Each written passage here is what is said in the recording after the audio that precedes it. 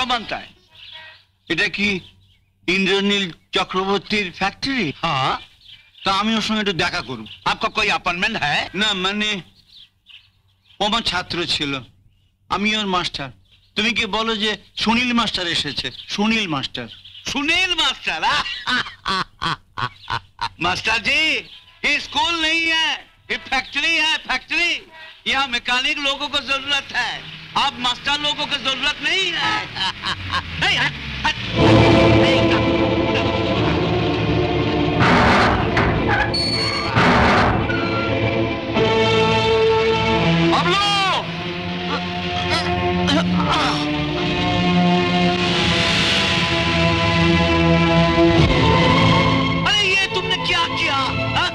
को बिट्टू से बुला लिया, हमारा नौकरी चला जाएगा, सत्यानाश होगा। ए उठो उठो उठो, जाओ, चल चल चल बाहर, चल निकल जा यहाँ से।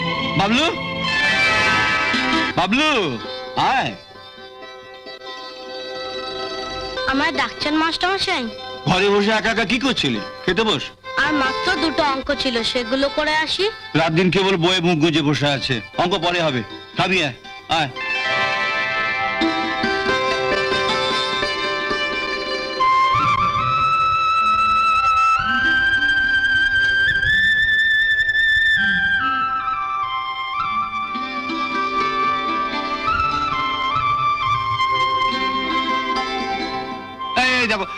তুমি আমার পেটি মাছ নামাই দিলে। তুমি জানো যে বাবলু পেটি মাছ ছাড়া খেতে পারে না। নে খা। ও যেরকম পেটির মাছ ছাড়া খেতে পারে না, তেমনি তুমিও তো পারো না। মাসে একটা দিন বাড়িতে মাছ আসে, তাও নিজে না খেয়ে। আরে খাবো খাবো, বাবলু বড় হয়ে যখন চাকরি করবে তখন দেখো রোজ এই সাইজের পেটির মাছ আনবে। কিরে আনবি না?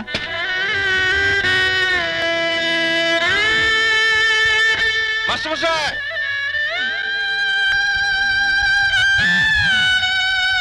जी साहब, जल्दी उनको बुला। ठीक है साहब, जाओ।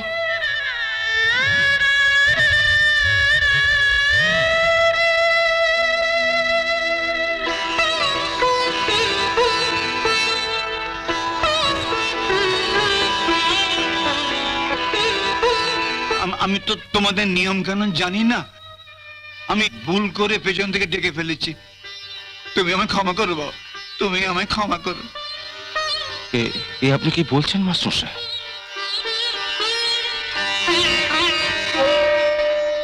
এবার বলুন মাস্টার সাহেব কেমন আছেন? আমার আমার আমার বাবলু আছে, আমি খুব ভালো আছি বাবা, খুব ভালো আছি। তোমার মতো ছাত্রের আমি মাস্টার, আমি ভালো থাকবো না? আমি খুব ভালো আছি বাবা, খুব ভালো আছি, খুব ভালো আছি, খুব ভালো আছি বাবা, খুব ভালো আছি। আসুন আসুন আসুন আসুন। না না, আমি এক্ষুনি অফিসে আসবো। হ্যাঁ, পার্বতী আমার ছেলেকে নিয়ে একটু ডাক্তারের কাছে গেছে, এক্ষুনি চলে আসবে। ওকে ওকে, রাইট, হ্যাঁ ঠিক আছে, ওকে।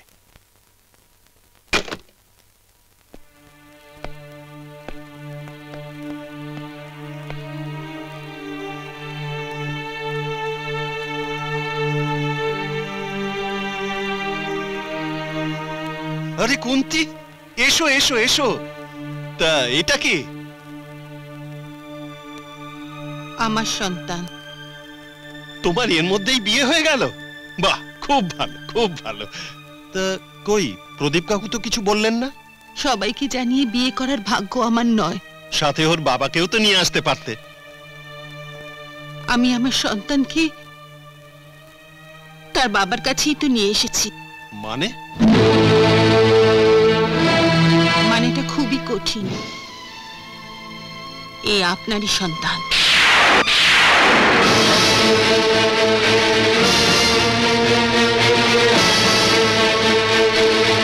এসব কি বলছো তুমি? কিন্তু এটাই বাস্তব, সত্য ঘটনা। যেদিন আপনি গুন্ডাদের তাড়া খেয়ে প্রচন্ড শীতের রাতে আমাদের বাড়িতে গিয়েছিলেন, সেদিন আমি আপনার ঠান্ডা কমানোর জন্য বাবার মদের বোতল থেকে সামান্য একটু মদ নিয়ে আপনাকে দিয়েছিলাম। আর তারপর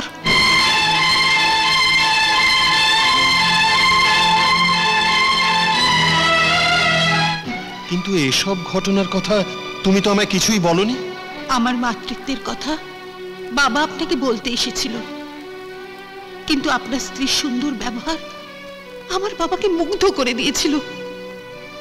এখন তুমি আমার কাছে কি জন্য এসেছো? নিজের জন্য আসিনি, এসছি আপনার সন্তানের জন্য। ওকে আপনি রেখে দিন।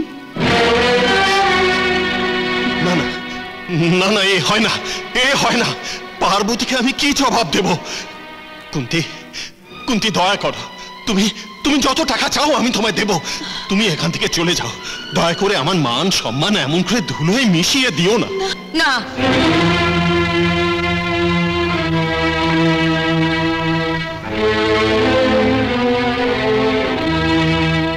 কুন্তি কোথাও যাবে না। ওর সন্তানকে নিয়ে এখানেই থাকবে। আমি চলে যাব এ বাড়ি ছেড়ে। এ তুমি কি বলছো পার্বতী? ঠিকই বলছি, আমি ঠিকই বলছি। অবচেতন মনে যে ভুল তুমি করেছো, সে ভুলের মাসুল তো তোমাকেই দিতে হবে। কুন্তি তো কোনো অপরাধ করেনি, ওকে তুমি স্বীকৃতি দাও, বিয়ে করো। আমি আমি কোনো বাধা দেব না। না না, আমার স্বীকৃতি আমি চাই না। আমার সন্তানের স্বীকৃতি পেলেই আমি খুশি। বলুন, আপনি কি চান? আমি আপনার জন্য কি করতে পারি? বেশ, আমি বলবো। তার আগে আপনি আপনার সন্তানের মাথায় হাত দিয়ে প্রতিজ্ঞা করুন, আমি যা বলবো আপনি তা করবেন। এত বড় একটা সত্যি গোপন করে আপনি আমার স্বামীর সম্মান বাঁচিয়েছেন। আমি আপনার কাছে কৃতজ্ঞ। আপনি যা বলবেন আমি তাই করব। আপনার জন্য আমি সবকিছু করতে পারি। এই আমি আমার সন্তানের মাথায় হাত রেখে প্রতিজ্ঞা করছি, আপনি যা বলবেন আমি তাই শুনব। বেশ, আপনার সন্তান আপনি আমাকে দিন, আর আমার সন্তান আপনি নিন। আপনার সন্তান আমার কাছে মানুষ হবে বিনা পরিচয়, আর আমার সন্তান আপনাদের কাছে মানুষ হবে আপনাদের পরিচয়। এ কি করে সম্ভব? তুমি যে শর্ত দিচ্ছ তা কোনো মায়ের পক্ষে রাখাই সম্ভব নয়। আপনি কিন্তু আপনার সন্তানের মাথায় হাত রেখে দিব্যি কেটেছেন। দিব্যি না রাখলে আপনার সন্তানের ক্ষতি হবে।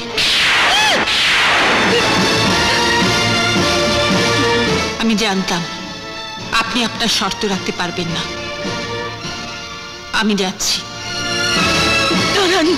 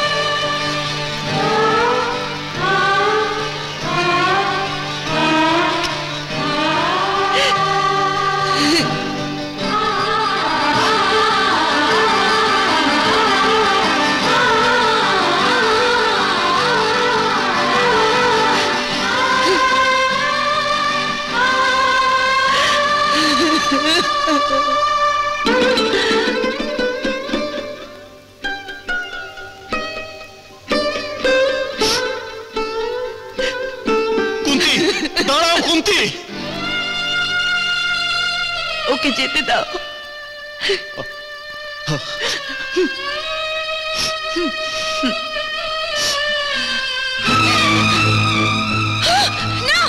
পাপের জীবন আমি আর রাখবো না, এ পাপের জীবন আমি আর রাখবো না।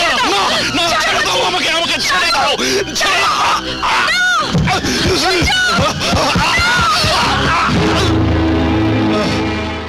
তোমাকে তো আমি ঠিক চিনতে পারলাম না মা। আমি মালতী, জয়ন্ত যে অফিসে চাকরি করে সে অফিসের ম্যানেজারের বোন।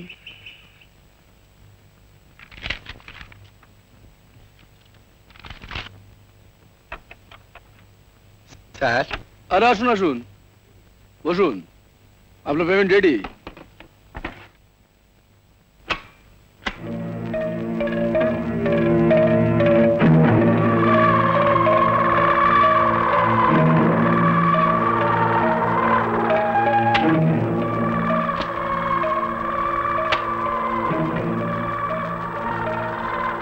স্যার টাকাগুলো একেবারে নতুন। হ্যাঁ, ব্যাংক থেকে 50,000 টাকা নতুন নোট দিয়েছে, আপনাকে 3টে দিলাম, বাকি 2টো রইল। ও এখনো ফেরেনি? না, তুমি একটু বসো, ও এক্ষুনি ফিরবে। না মাসিমা, আমি বসতে পারবো না, আমার একটু তাড়া আছে। আচ্ছা মাসিমা, কলকাতায় যে ভদ্রলোক ওকে দিয়ে সিনেমায় গান গাওয়াবে বলেছিল তার ঠিকানাটা কোথায় রেখেছে আপনি জানেন? ও তো গেল না, আমি যাচ্ছি কলকাতায়, আমি তাহলে ওনার সঙ্গে কথা বলে আসবো। কোথায় রেখেছে কি জানে, দাঁড়াও দেখছি।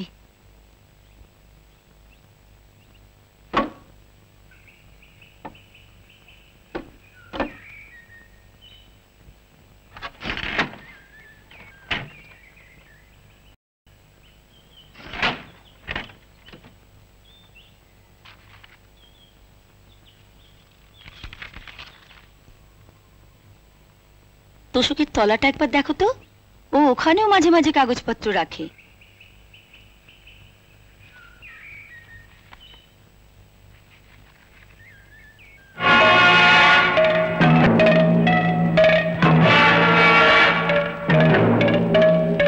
পেলে? না। কোথায় যে রাখে, তুমি একটু বসো, ও এক্ষুনি চলে আসবে। আমি বরং চা করে নিয়ে আসি। না না, আমার তাড়া আছে। চা করতে সময় লাগবে না, কড়াই আছে। কিছুক্ষণ আগে তোমাদের অফিসের ম্যানেজারের বোন মালতী এসেছিল, বলল চা খাবে, চা করে নিয়ে এসে দেখি চলে গেছে।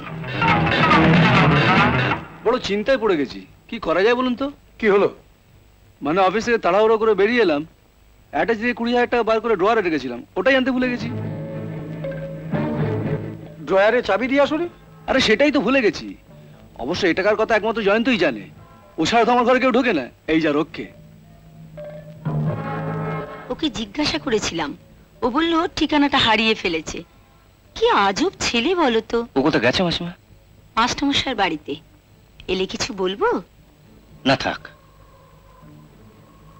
মাসিমা, একটু জল খাওয়াবেন? নিশ্চয়ই, তুমি একটু বসো, আমি জল নিয়ে আসছি।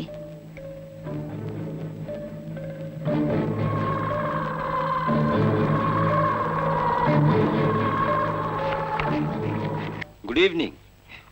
ও বাবা, কি সৌভাগ্য, তুমি আমাদের ঘরে ঢুকেছো। কি ভুল করে ঢোকনি তো? ভুল তো তোমরা করছো।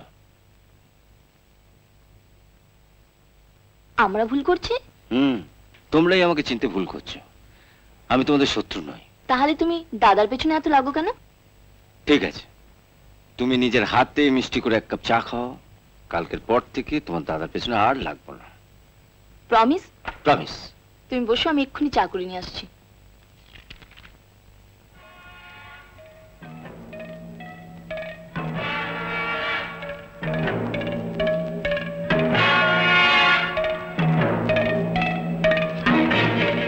আমি নিয়েছি। তুমি ছাড়া কে নেবে? তুমি ছাড়া ঘরে কেউ ঢোকে না। আর অ্যাটাচি খুলে আমি যখন অবিনাশ বাবুকে টাকা দিচ্ছিলাম, তখন তুমিই দেখেছিলে ওর মধ্যে আরো 2টো বান্ডিল রয়েছে। প্যামেলাও সেদিন অফিসে আসেনি। কি অবিনাশ বাবু বলুন না? হ্যাঁ ঠিক, সেদিন তো বড় বড় চোখ করে ওই নোটগুলো দেখছিল।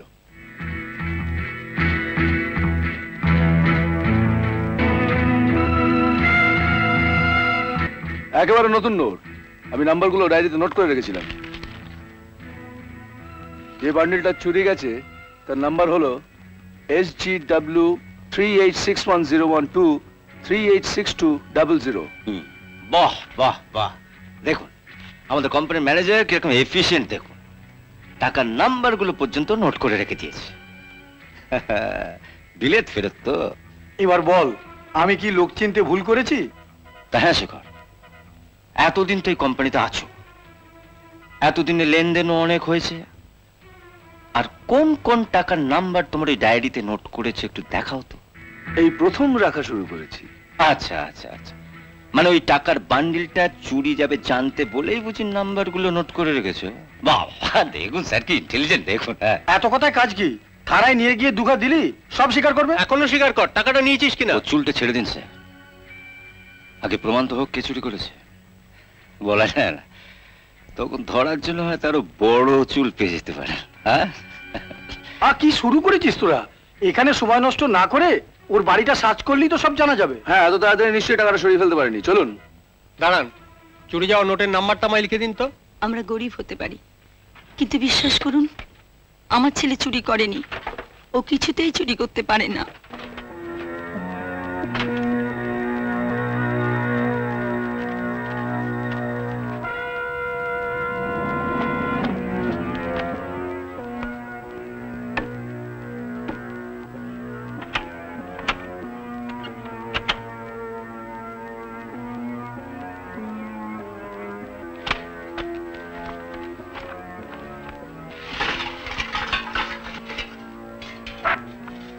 আপনি একটু উঠুন তো, তোষকের তলাটা দেখবো।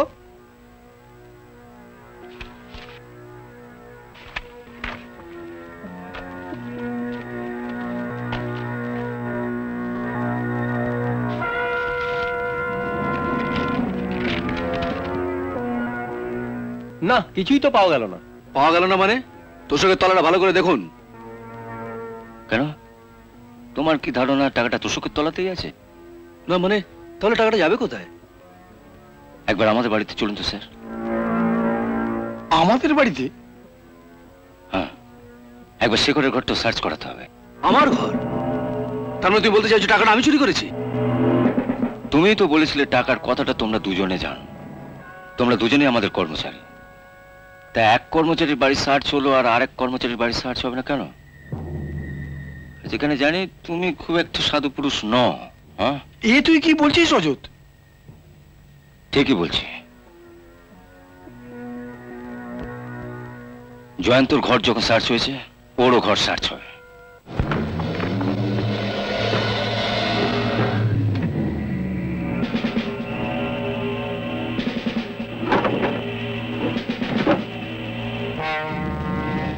দেখুন দেখুন, এদিকটা দেখুন, দেখেন। এর কোনো মানে হয় কাকাবু? আমি ভদ্রলোকের ছেলে, আর আমার ঘরের ভাবে তল্লাশি করা? এটা কিন্তু খুব বাড়াবাড়ি হচ্ছে রজত।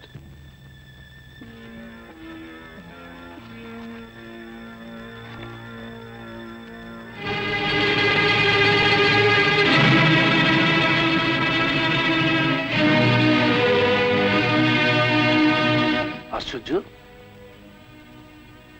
টাকাটা এখানে এলো কি করে? ওকে ভালো মানুষ পেয়ে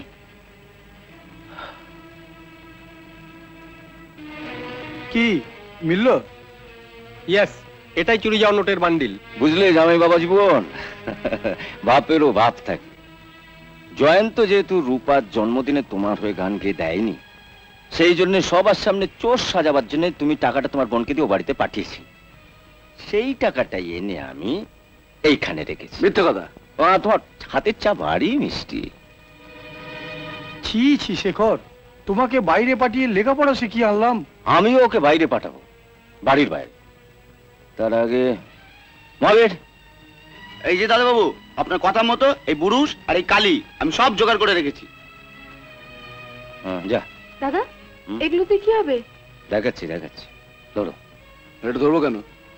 চটি পালিশ করো। কার চটি? জয়ন্ত, ধরো। না, আমি ধরবো না। জয়ন্ত, নাও পালিশ করো। ছেড়ে দিন রজতদা। তুমি থামো থামো। কি হলো শেখা? এখন না করলে কাঁদ ধরে করাবো। ওকে ছেড়ে দে রজত। তুমি থামো বাবা। জয়ন্ত, টেবিলের উপর পা তোলো। রচিতা,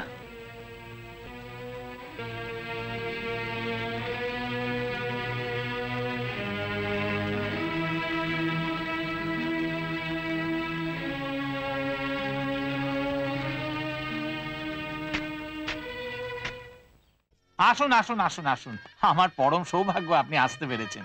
বিয়ে কি শুরু হয়ে গেছে? না মানে বিয়ে আর বলবেন না, এখনো বর এসে পৌঁছলো না। নাকি কাণ্ড দেখুন, যানজট তো থাকতেই পারে, তাই বলে টেলিফোনে একটা খবর দিবি না? হ্যাঁ যাক, আমি লোক পাঠিয়েছি, যে কোনো মুহূর্তে এসে পড়বে ওরা। আচ্ছা আচ্ছা। তা আপনি একা এলেন, ভাইকে আনলেন না? পরশু থেকে ওর ভীষণ জ্বর, ভীষণ কাইল হয়ে পড়েছে। এতটুকু ছেলে কোনোদিনও তো বন্ধু পায়নি।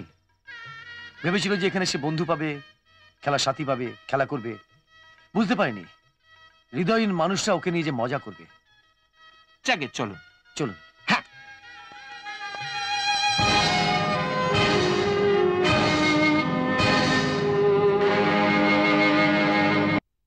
আচ্ছা এসব কি হচ্ছে বলো দেখি? 3 ঘন্টা ধরে শুনছি বর আসছে বর আসছে আর বর আসছে। আরে লগ্ন তো চলে গেল, ওরা কি লগ্ন নিয়ে ছেলে খেলা করছে? না না, ছেলে খেলা কেন হবে? রাস্তায় নিশ্চয়ই কোনো বিপদ হয়েছে। বিপদ ওদের হয়নি, বিপদ হবে তোমার। আর মাত্র 20 মিনিট 40 সেকেন্ড আছে, বুঝলে? তারপরে তোমার মেয়ে লগ্নভ্রষ্টা। আগে থেকে জানা থাকলে তবু আমি কিছু করতে পারতাম। এখন আর আমার কিচ্ছু করার নেই, কিচ্ছু করার। একবার কাউকে দেখতে পাঠাও না। আরে না পাঠিয়ে কি চুপ করে বসে আছি? তোমার ভাই রবি বিকেল থেকে রাস্তার মোড়ে দাঁড়িয়ে আছে, তার একটু পরে মলয়কে পাঠালাম। কিন্তু কেন? ওই তোর আসছে। কি রে, বর এসেছে? আরে কথা বলছিস না কেন? বর কোথায়? বর আসেনি। আসেনি মানে? বাঁধ ভেঙে বরের গাড়ি নদীতে পড়ে গেছে, কয়েকজন বরযাত্রী সহ বর মারা গেছে।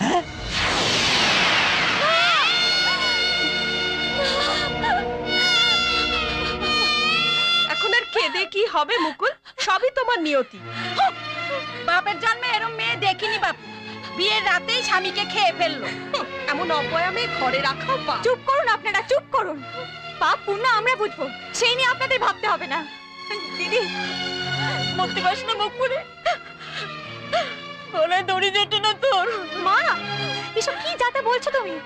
নিজের মেয়ের এত বড় অমঙ্গল কেমনে করছো? অমঙ্গল হবার কিছু বাকি আছে? পাড়াপ্রসিরা সব ছিছি করছে। লোকের কথায় কেন কান দিচ্ছ তুমি?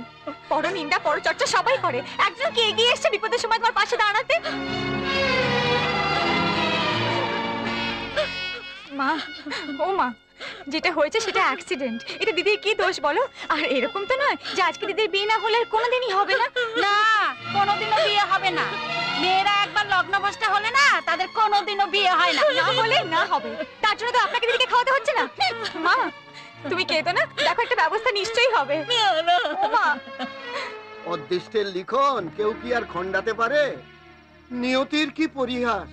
মেয়েটার বিয়েই হলো না, অথচ লগ্নভ্রষ্টা হয়ে গেল। হ্যাঁ না না না, এ হতে পারে না। আমি সৎ ব্রাহ্মণ, ভগবান এত বড় শাস্তি আমায় দিতে পারেন না।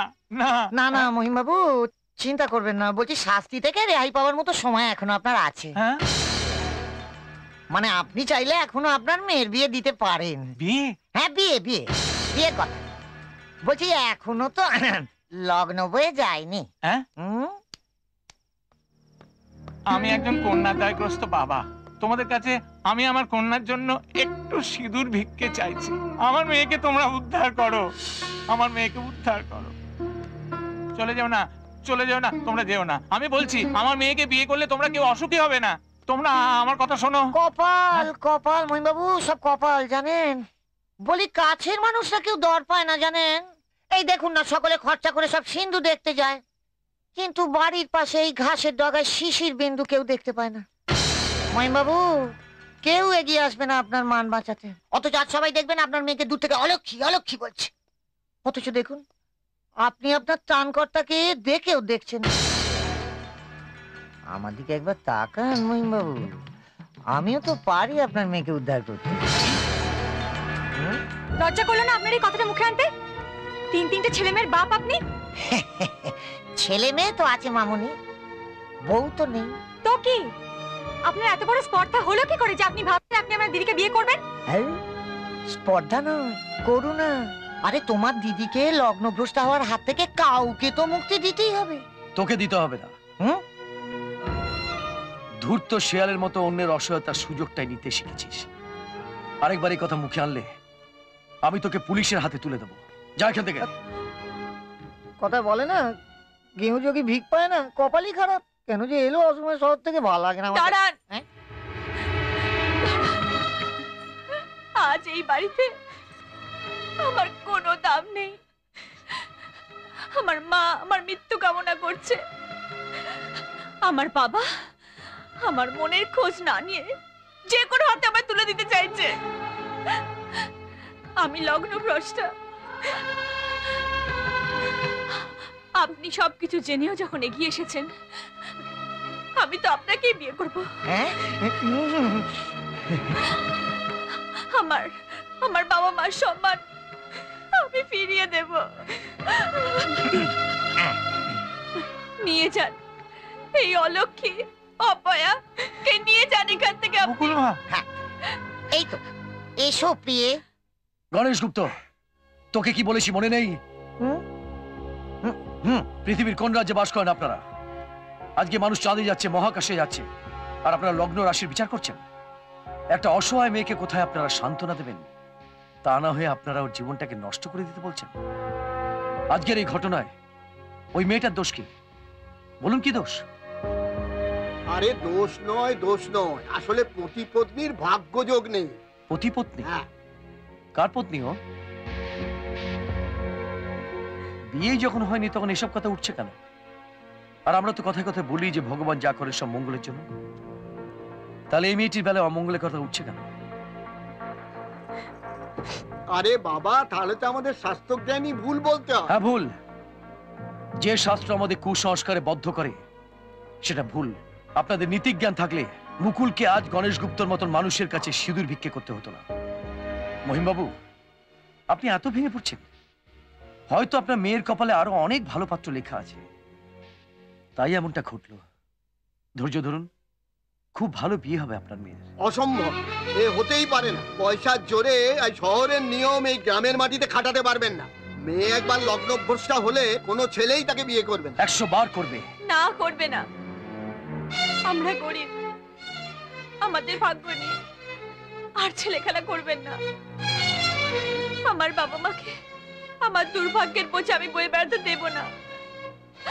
আজ আমি সব হারিয়ে বসেছি। ওই গণেশ গুপ্তকে বিয়ে করে আমি আমার বাবা মাকে জিতিয়ে দিতে চাই। আমি তোমাকে কথা দিচ্ছি, তোমাকে আমি জিতিয়ে দেব। কলকাতায় আমার এক বিবাহযোগ্য ভাই আছে, তার সঙ্গে তোমার বিয়ে হবে।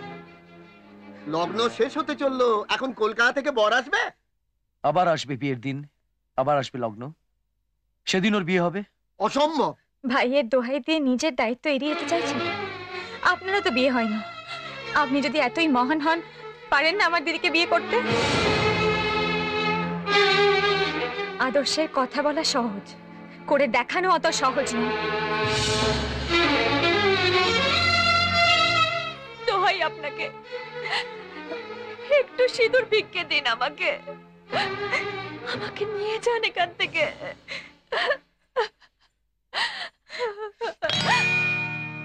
সিঁদুর ভিক্ষে নয়, সিঁদুরের অধিকার দিয়ে আমি তোমাকে নিয়ে যাব।